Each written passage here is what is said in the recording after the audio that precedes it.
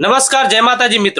મિત્રો આજે સાંતલપુર તાલુકાના કોરડા મુકામે જે ઠાકોર સમાજની બંધારણ ઉલ્લંઘન બાબતે જે મીટિંગ યોજાઈ એ મીટિંગની અંદર સૌપ્રથમ જે જાબડિયા મુકામે જે બનાવ બન્યો જે ગબ્બર ઠાકોરને બહાર મૂકવામાં આવ્યા સૌપ્રથમ એની ચોખવટ એની અંદર કરવામાં આવી છે। શું ચોખવટ કરવામાં આવી છે એના પછી જે મગનજી ઠાકોર છે ત્યાંના જે સરપંચ છે કોરડાના એમને જે બંધારણનું ઉલ્લંઘન કર્યું હતું એના માટે જે સમાજ ભેગો થયો હતો એમને લઈને પણ સમાજે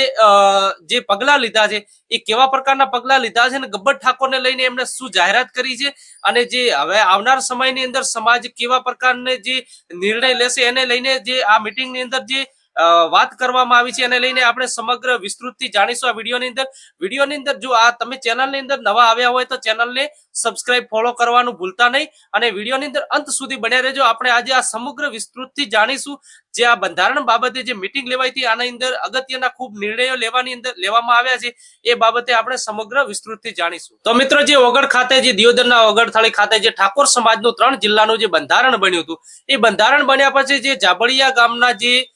જે નામાંકિત કલાકાર અર્જુન ઠાકોર ગબ્બર ઠાકોર ને એમના પરિવાર દ્વારા જે ઉલ્લંઘન કરવામાં આવ્યું એમના પછી જે જાબડિયા મુકામે ઠાકોર સમાજ મોટી સંખ્યાની અંદર ભેગો થયો અને એમને 1 વર્ષ માટે સમાજની બહાર મૂકી દેવામાં આવ્યા। એના પછી તરત જ બીજે દિવસે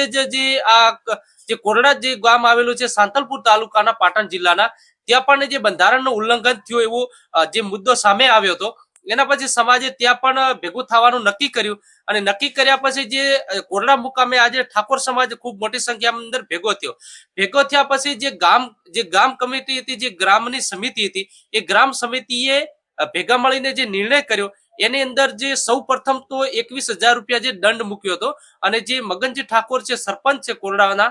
એમને પણ જે સમાજને માફી માંગી છે સમાજની અંદર એમને જે ભૂલ કરી છે ભૂલ સ્વીકારીને માફી માંગી છે પણ જે 21,000 રૂપિયા દંડ કર્યો હતો એ સમાજે માન્ય રાખ્યો નહીં। સમાજે ચોખ્ખું જ કહી દીધું કે આ જે તમે દંડ કર્યો છે આ 21,000 રૂપિયા દંડ કર્યો યોગ્ય નથી અને જે પ્રકારનું જે આ બંધારણનું ઉલ્લંઘન થયું છે અને 21,000 રૂપિયા જો દંડ કરવામાં આવશે તો બીજી વાર કોઈક બીજો પણ એનું ઉલ્લંઘન કરીને 21,000 ભરીને છૂટી જશે તો 21,000 રૂપિયા જેટલી ખાલી મામૂલી રકમનો દંડ કરવામાં આવ્યો એ સમાજે માન્ય રાખ્યો નહીં। એના પછી જે ફરીવાર સમીક્ષા કરવામાં આવી અને ફરીવાર સમીક્ષા કર્યા પછી એની અંદર જે જાબડિયા મુકામે જે ગબ્બર ઠાકોરને અર્જુન ઠાકોરને બહાર કરવામાં આવ્યા હતા એમને લઈને એની અંદર પણ એવો નિર્ણય લેવામાં આવ્યો છે અને એવું કહેવામાં આવ્યું છે જે કેસાજી ઠાકોર દ્વારા એમને કીધું છે કે જે જાબડિયા ગામે જે ગબ્બર ઠાકોર કે અર્જુન ઠાકોરને એમને પરિવારે કે જે લોકોએ જે આ બંધારણનું ઉલ્લંઘન કર્યું અને સમાજે એમને 1 વર્ષ માટે સમાજ બહાર મૂક્યા છે તો એમને પણ સમાજની અંદર આવું હોય તો સમાજના લોકો જે ગામ છે જાબડિયા ગામના લોકોને ભેગા કરી અને જાબડિયા ગામના લોકોને ભેગા કરીને આખા સમાજની જે ભૂલ કરી છે ભૂલ કરવા બદલ માફી માંગે માફી માંગ્યા પછી જે જાબડિયા ગામના લોકો દંડ કરે એ દંડ જો ભરી નાખે તો એમને પણ સમાજ સ્વીકારવા તૈયાર છે અને હવે પછી જે પણ નિર્ણય લેવાશે જે પણ કોઈ બંધારણનું ઉલ્લંઘન કરશે તો એ જે તે ગામના વ્યક્તિ કે ગામના લોકો જે ભેગા મળીને એનો નિર્ણય લેશે અને જો ગામ લોકો દ્વારા નિર્ણય નહીં આવે તો તાલુકા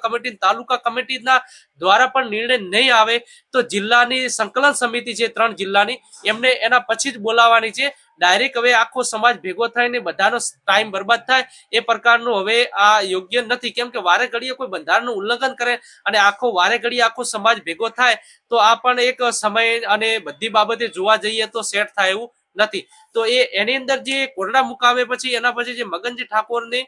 જે 21,000 નો દંડ કર્યો એ માન્ય ન રાખતા સમાજે એના પછી ફરીવાર ચર્ચા કરવામાં આવ્યા પછી જે લવિંગજી ઠાકોર જે ધારાસભ્ય છે જે રાધનપુરના ધારાસભ્ય છે એમના દ્વારા જાહેરાત કરવામાં આવી કે 1,51,000 રૂપિયા દંડ કરવામાં આવે છે। જે 1,51,000 રૂપિયા દંડ કરવામાં આવે છે તો સમાજે સ્વીકારી લીધું કે આ યોગ્ય છે જે દંડ 1,51,000 કર્યો છે એ યોગ્ય છે એના પછી મગનજી ઠાકોરે પણ કહ્યું કે જો આ સમાજને હજી પણ સંતોષ ન હોય ને હજી પણ વધારે દંડ એમને જોઈતો હોય તો હું ભરવા માટે તૈયાર છું ને સમાજની હું 2 હાથ જોડીને માફી માંગુ છું। આ પ્રકારની ભૂલ બીજા કોઈ પણ ના કરે ક્યારે અને અમે પણ નહીં કરીશું બંધારણનું ઉલ્લંઘન નહીં કરીશું એવું કહીને એમને પણ માફી માંગી। પણ મિત્રો આની અંદર જે વાતચીત કરવા જઈએ તો એની અંદર એના પછી સોશિયલ મીડિયાની અંદર અમુક લોકો જે કોમેન્ટ કરી રહ્યા છે અને પોસ્ટ કરી રહ્યા છે કે જે ગબ્બર ઠાકોરને જે મગન ઠાકોર જે બંને સમાજના વ્યક્તિ છે અને બંને વ્યક્તિ સમાજના હોવા છતાં જે નિર્ણય લેવાયા છે બંને અલગ અલગ કેમ લેવાયા છે જે નિર્ણય લેવાયા છે બંને માટે નિર્ણય સરખો હોવો જોઈએ તો એને લઈને જે આપણે વાતચીત કરીએ તો જે ગબ્બર ઠાકોર છે એમને જે ભૂલ કરી હતી ભૂલ કરવા છતાં એ એમની ભૂલ કબૂલ કરવા માટે તૈયાર નતા અને એમને સોશિયલ મીડિયા મારફતે એમના જે એકાઉન્ટ છે ઇન્સ્ટાગ્રામ કે ફેસબુક એમની અંદર જે વારંવાર વિડીયો મૂકી રહ્યા હતા અને અમે કે બંધારણ કોઈ પણ બંધારણનું ઉલ્લંઘન નથી કર્યો એ પોતાની ભૂલ સ્વીકારવા તૈયાર નતા ભૂલ સ્વીકારવા તૈયાર નતા તેમ છતાં જે જાબડિયા ગામે મિટિંગ યોજાઈ હતી એની અંદર જે તમામ સમાજના લોકો આવ્યા હતા એ સમાજના લોકો આવ્યા હતા એમને કોઈને પર્સનલ વ્યક્તિગત કોઈ ફોન કરવામાં કે કોઈને બોલાવવામાં નતા આવ્યા બધા સ્વેચ્છાએ આવ્યા હતા અને આજે પણ મગનજી ઠાકોર જે કોરડા મુકામે આવ્યા હતા એ એમની રીતે આવ્યા હતા તો એ ટાઈમે પણ ગબ્બર ઠાકોર જે ત્યાં આવી અને જો માફી માંગી હોય સમાજ વચ્ચે તો સમાજ એમને દંડ જ કરવાની છે જો વ્યક્તિ કોઈ પણ વ્યક્તિ નમતું નાખીને માફી માંગે તો એના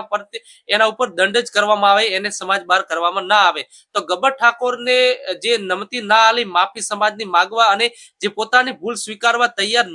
ન હતા એ કારણે જ એમને સમાજ બહાર કરવામાં આવે છે અને મગનજી ઠાકોર જે એમની ભૂલ સ્વીકારી સમાજની માફી માંગી છે એટલે એમને દંડ કરીને છૂટા કરવામાં આવ્યા છે તો મિત્રો આની અંદર જે આ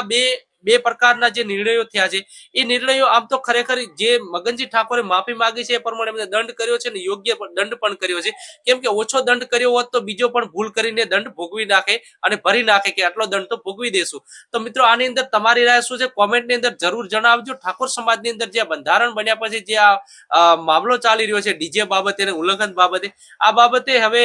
તમારી રાય આની અંદર શું છે તમે કોમેન્ટની અંદર જરૂર જણાવજો અને તમને વિડીયો પસંદ આવ્યો તો વિડીયોને લાઈક કોમેન્ટ કરવાનો અને શેર કરવાનું ભૂલતા નહીં નમસ્કાર રામ રામ હવે મળીશું નેક્સ્ટ વિડીયોમાં